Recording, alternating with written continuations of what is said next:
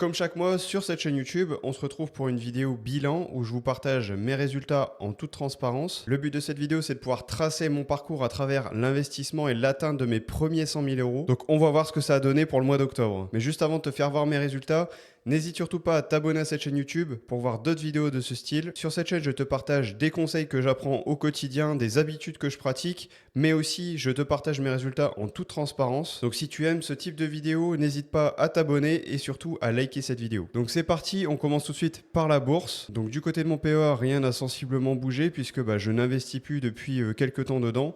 Mais par contre, les sommes continuent de grimper. D'ailleurs, j'ai fait une sacrée plus-value ce mois-ci puisque j'ai pratiquement pris 500 euros en un mois. Alors, on peut voir que c'est les ETF S&P et Nasdaq qui ont quand même pas mal pris. Pratiquement 100 euros sur mon premier ETF S&P.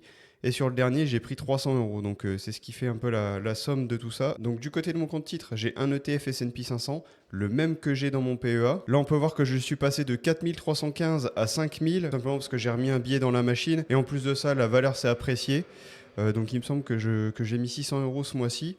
Donc ça me fait une petite plus-value d'une centaine d'euros, c'est plutôt pas mal. J'ai encore un petit peu d'espèces, mais j'ai pas assez pour pouvoir acheter justement une part de plus de cet ETF. Donc du côté de mon PEA, on est à 13 715. Du côté de mon CTO, on est à 5 080, ce qui nous donne pratiquement 19 000 euros investis en bourse, ce qui commence à être plutôt pas mal. Vous verrez justement à la fin de cet épisode où j'en suis par rapport à mon objectif que je me suis fixé en fin d'année. Alors du côté de la crypto, il y a eu pas mal de changements. D'ailleurs, j'ai pas modifié cette somme-là, mais ça représente beaucoup plus aujourd'hui.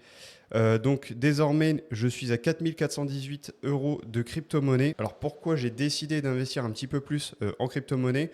Tout simplement parce que je me renseigne pour diversifier mon patrimoine, mais aussi je me suis renseigné sur les crypto-monnaies, les avantages que ça a, et donc j'ai décidé de remettre une belle somme sur le Bitcoin, ce que je vous documenterai plus tard sur cette chaîne YouTube. Donc ce qui nous fait passer de 2666 euros à 4418, ce qui est plutôt pas mal. Donc voilà, j'ai réactualisé la somme que j'avais mis justement en crypto-monnaie. Donc pour l'instant, ça me fait un gain de 331 euros sans forcément avoir fait grand chose et avoir investi énormément. Bon, c'est quand même plutôt pas mal puisque c'est pratiquement du 10% malgré la somme énorme que je viens d'investir. Donc c'est plutôt intéressant. D'ailleurs, dans la partie crypto, il y a un nouvel actif qui s'est ajouté, c'est le côté Go Mining. Donc c'est tout simplement une plateforme qui vous permet de miner du Bitcoin en cloud mining. Donc ça permet d'acheter des mineurs numériques qui sont basés sur des vrais mineurs physiques.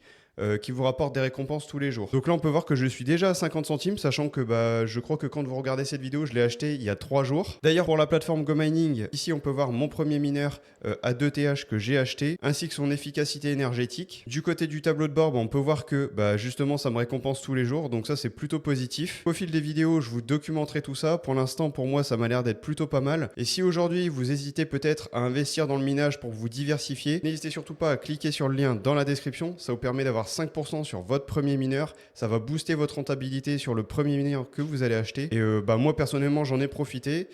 Et puis pour l'instant ça a l'air de plutôt bien fonctionner pour mon cas. Donc premier mois aujourd'hui, donc j'ai gagné 50 centimes en achetant un mineur à 49,25 €. Donc on verra bien au fur et à mesure ce que ça me rapporte. Donc la partie livrée, elle a un petit peu bougé puisque justement je me suis servi de mes livrets pour pouvoir acheter ce nouveau mineur, mais aussi pour pouvoir remettre un billet sur la crypto-monnaie. Qu'on peut voir du coup que du côté de mon livret A, il y a 1800 euros qui sont partis dans la crypto-monnaie, ce qui fait baisser mon total de côté à un petit peu moins de 13 000 euros.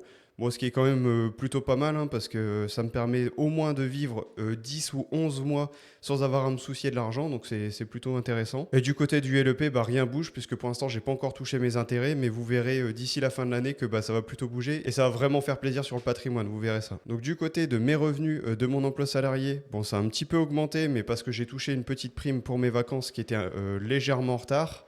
Du côté autre, ça bouge pas puisque mes charges ne bougent pas. Donc ça fait grimper mon total capital net à 36 179 euros. On se rapproche vraiment de mon gros objectif de cette année des 40 000 euros. Pour la diversification de mon patrimoine, on peut voir que je suis passé désormais à 12,2% de crypto, ce qui est quand même plutôt pas mal. J'aimerais bien atteindre les 15% à peu près. Le PEA et mon CTO représentent la plus grosse partie de mon patrimoine et on a quand même 35% de livré, ce qui reste quand même assez énorme.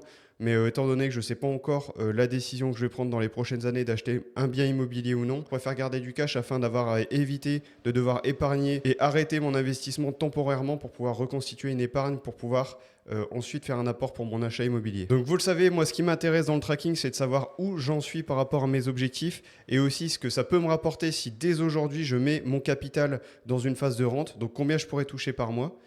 Donc là, vous voyez, on est à 36 179 euros actuellement.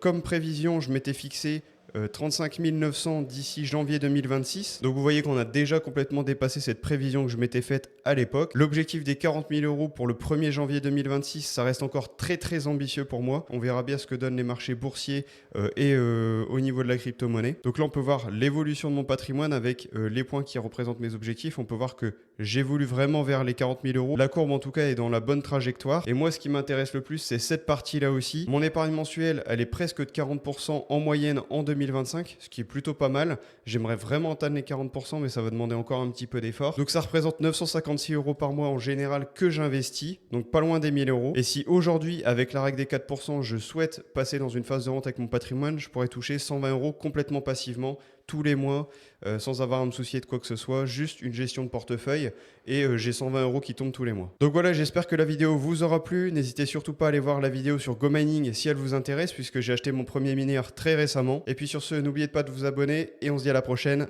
À très bientôt.